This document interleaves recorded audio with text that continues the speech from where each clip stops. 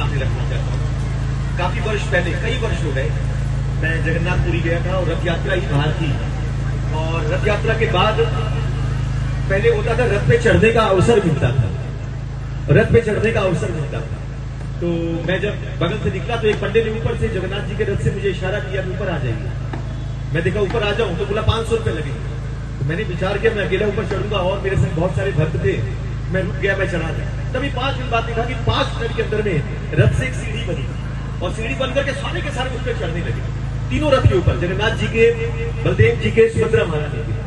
और जब देखा सब चढ़ रहे हैं तो मैं देखा मेरे से बेकार ही 500 मांग रहा था। मैं भी रथ में पीछे भागा, मैं भी चढ़ गया।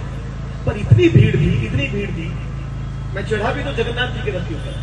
और जगन्नाथपुरी में जगन्नाथ जी का जो रथ है वो करीब 1 से 1.5 किलो ऊंचा होता है। और इतनी भीड़ थी कि मुझे लगा कि आज मेरे प्राण यहीं पर छूटेंगे, निकलने का कोई रास्ता नहीं। मैं इधर उधर देखता था और मैंने विचार किया कि कम से कम प्राण छूटेंगे तो जगन्नाथ जी के रथ में छूटेंगे, इससे अच्छी उपलब्धि और कुछ नहीं हो सकती है।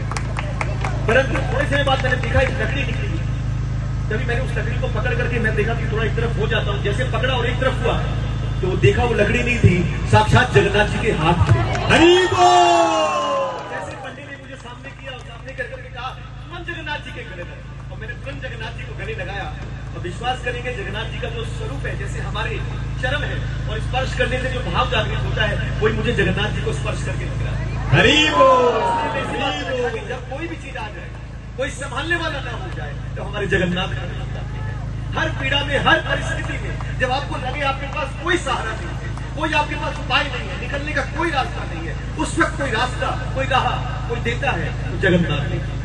इसलिए बहुत उत्साह के साथ, बहुत उत्सर्गता के साथ, बहुत आनंद के साथ जगन्नाथ के रथ यात्रा को निकाले, आनंद उत्साहित होकर के निकाले, निरुत्साहित होकर के नहीं। जगन्नाथ जी यही देखते हैं, चकानार है ना, बड़े बड़े महलों से यही देखते हैं कि किसके हृदय में मुझे प्राप्त करने की कितनी लालसा है, कितना मुझे चाहता है, मुझे किस रूप में स्वीकार करना चाहता है।